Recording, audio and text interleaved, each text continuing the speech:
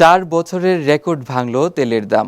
মধ্যপ্রাচ্যে চলমান উত্তেজনার প্রভাবে আন্তর্জাতিক বাজারে দ্রুত বাড়ছে অপরিশোধিত জ্বালানি তেলের দাম।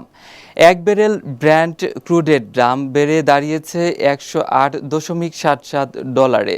একই সঙ্গে WTI তেলের দাম ও ব্যারেল প্রতি $108 বাড়িয়েছে।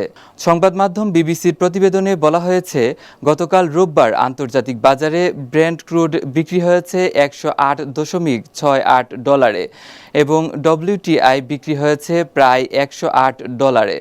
শনিবারের তুলনায় রোববার ব্র্যান্ড ক্রুডের দাম প্রায় 18% এবং WTI এর দাম প্রায় 20% বেড়েছে।